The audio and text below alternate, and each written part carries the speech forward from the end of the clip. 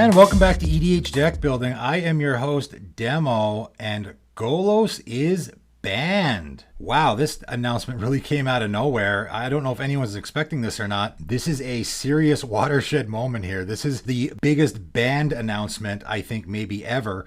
And I know people think I might be blowing this out of proportion, but the Rules Committee has set a serious precedence here, and I will get to why. First, I will read what the Rules Committee actually posted here. GOLOS Tireless Pilgrim has been a much discussed card that is both popular to play with and unpopular to play against. There are many problems with the card, but the greatest is that in the low to middle tiers where we focus the ban list, GOLOS is simply a better choice of leader for all but the most commander-centric decks. Its presence crushes the kind of diversity and commander choice which we want to promote. I love it. I love it. That last sentence especially I really, really love. And it's one of the biggest issues that I have with GOLOS, right? GOLOS to me, first of all, one of the issues that I don't like about GOLOS for me is he sort of cheats commander tax because you're ramping with him every time you cast him. You know, getting the GOLOS off the table doesn't really accomplish much. It slows your opponent down a little, but because they can get another land every time, and they can even get a land like a Temple of the False God that ramps for 2, that fixes your problem completely of casting him the next time. You know, removing GOLOS doesn't really do much, which is really obnoxious. The biggest issue that I have with GOLOS is he can be the commander for any deck, which is what they're referencing sort of, I think, in this post about crushing diversity. You can literally take any deck and GOLOS can be your commander. Because he is a colorless commander, he only costs colorless mana, but gives you 5 colors, he can literally be the commander for any deck. I've seen people playing a mono black deck. A guy I used to play with regularly, he had an Erebos deck, right? Erebos was his commander because his deck really didn't have anything to do with his commander. He swapped out Erebos for GOLOS in his mono black deck. Why? Because now his commander can go get Urborg and Cabal Coffers, 2 of the most important pieces in his deck, obviously, right? GOLOS had nothing to do with his deck, but yet made a better commander than an actual mono black commander. That is the issue with GOLOS. GOLOS can be the commander for any deck because he's colorless, but can be played in a deck of any color combination. That's what makes him so ridiculous. And that is what they're talking about here, about crushing the diversity of commander choice, because he basically just trumps everything else. Oh, and then on top of that, why don't we give him this ridiculous ability where you can cast things off the top of your library for free, right? But continuing on, you can drop in GOLOS and a few 5-color lands into a random deck and all the ramp card advantage you would ever want from a commander with no worries about your mana base. In fact, you don't even have to do that. You can just put Cascading Cataracts in your deck, right? You don't even need all the colors of lands. I've seen people do this as well. You can just play a mono-color deck, put a Cascading Cataracts in your deck, and then you go fetch that with your GOLOS.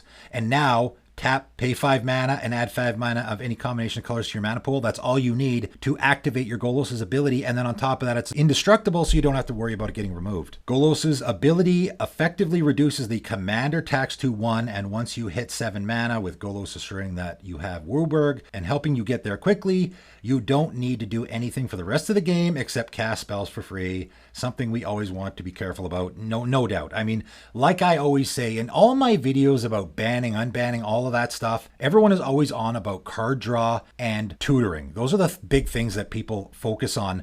Casting spells for free is the most powerful thing you can do in the format. In my opinion, in all of Magic, casting spells for free is the most powerful thing you can do, in my opinion. That's what you really have to watch out for, especially with all the busted, ridiculous spells that they're coming out with, right? We've talked to the folks in Studio X, and they understand the problems created by generically powerful 5-color commanders that don't have Wooburg in their mana cost. We don't expect similar cards to come from them in the future, so a surgical strike now makes sense. This is why this is significant, and I hadn't even read this yet, and this is what I was going to say. They're setting a precedence here, right? The Rules Committee is setting a precedence where, I mean, GOLOS is the most popular commander in the entire format. The Rules Committee for Commander just nuked the most popular commander in the entire format. What does that say, right? That in itself is a massive statement.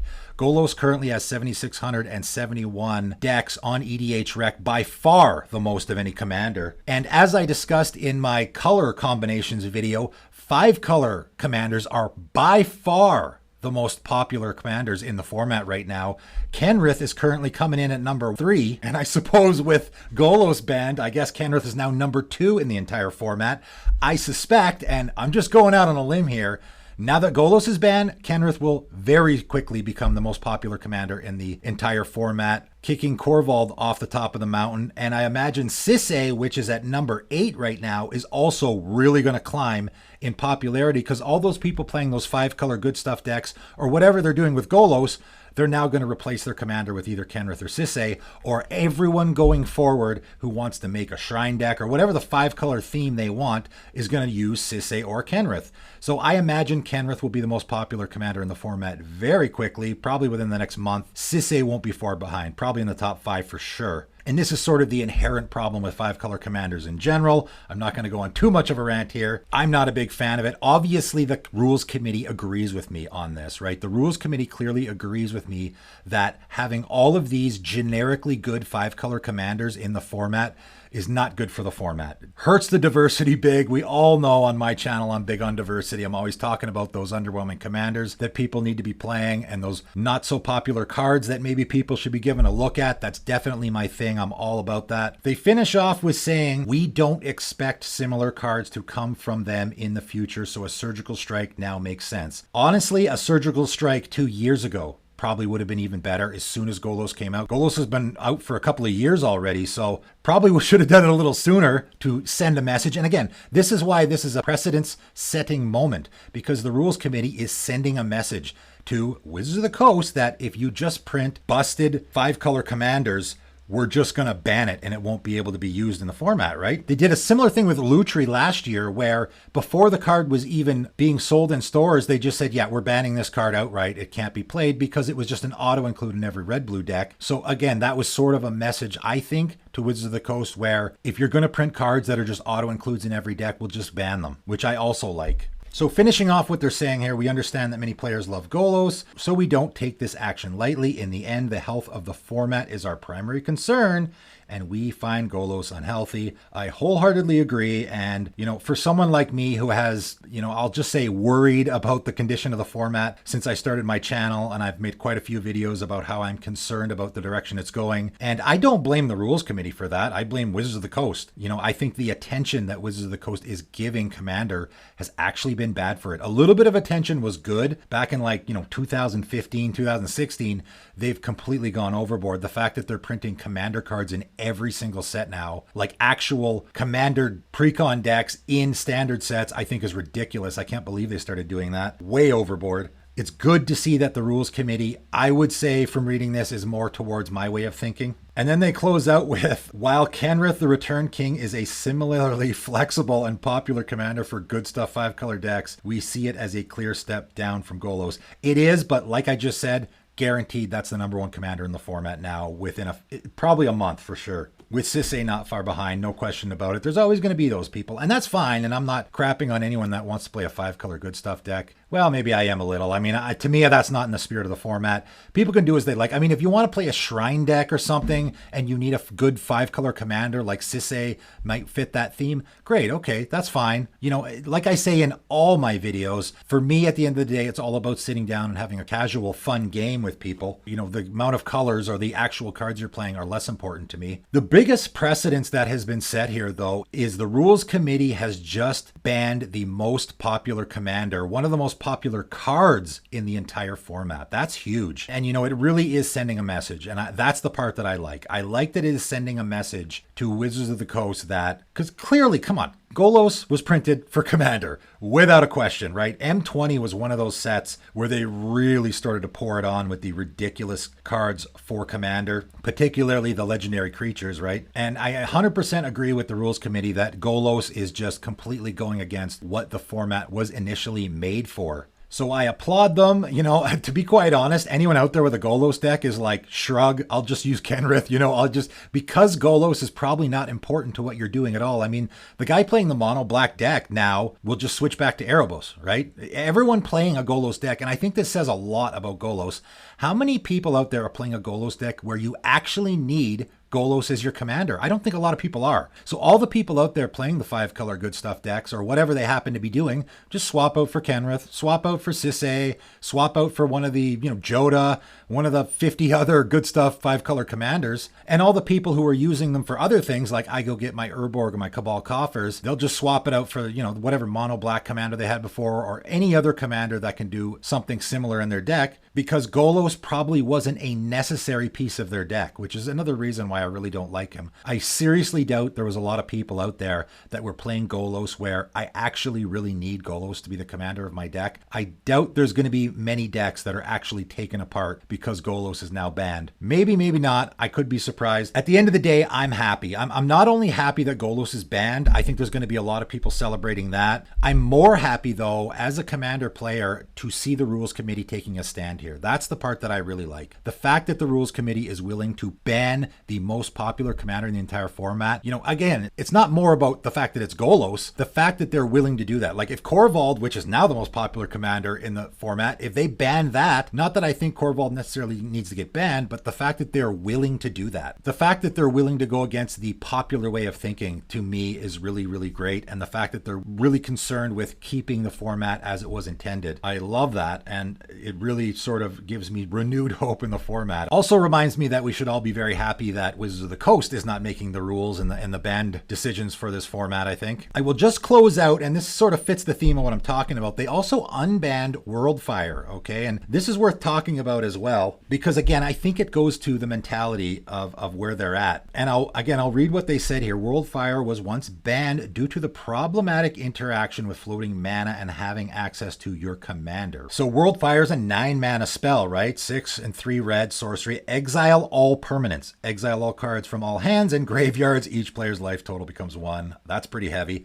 right? So the idea is you would float mana. Then once everyone's life total became 1, and then you could cast your commander and, you're the only one with a permanent. Everyone's life total's 1. It's pretty easy to close out the game from there. It's a powerful spell, right? It's 9 mana, and then if you want to do stuff on top of that, like float mana, it's even more. So I'm guessing their thinking is, it's so much mana, then, what does it matter, right? You can just cast some other huge spell that's just going to end the game. And this is sort of what I talked about in my Banned and Commander video, is these spells, Sway of the Stars is another one, Biorhythm is another one. They're so expensive, they don't even just win you the game. You have even more hoops to jump through, right? There's no hoops to jump through with Expropriate. It's just a really good spell that usually ends the game for 9 mana. All these other spells, they're even more expensive, and you have to actually do other stuff. So I'm shocked that people want these cards banned. And, I'll just throw it out there to the rules committee. If you're going to unban Worldfire, what's the difference between Biorhythm, Sway of the Stars, right? These cards all seem the same to me. I don't know. Nevertheless, we'll continue on with what they said. We want to foster a commander environment where 8 and 9 mana spells are viable. Again, I like that, and likely to show up in a game.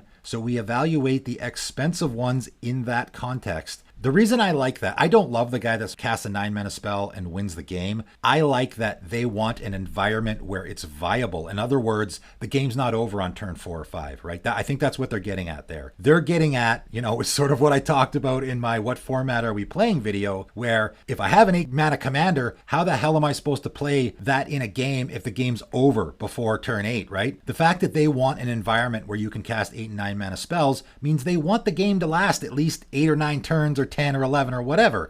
For me, minimum 8 turns. That's the bare minimum. I want a casual commander game to last at least 10 turns, preferably, maybe even longer. Like, what's the rush? You guys got better things to do? If you got better things to do, why are you playing a commander game? I don't know. That's my thinking. Anyway, moving on. Unlike Coalition Victory and Biorhythm, so they actually reference them here. Coalition Victory for me, less so, because that actually is just a spell that you can cast and win the game. Though still, I guess it is sort of the same idea, which we continue to believe are problematic in that environment. The level of effort needed to make Worldfire effective is sufficient that we suspect it will not be much of an issue. There are already cheaper ways to do similar things in the format, exactly what I just talked about. We believe that the social contract and robust pregame discussions will keep Worldfire out of games in which it doesn't belong. So again, I agree with everything they're saying here. I'm not sure why that also doesn't apply to Biorhythm or Sway of the Stars or even Coalition Victory, but I mean, whatever. The bigger issue here, though, or the bigger thing, again, we're sort of setting a precedence here where, you know, again, the videos I talked about where I'm unbanning cards, I obviously have my 10 cards that we should unban video, and a lot of the comments are, these cards are banned because they're unfun.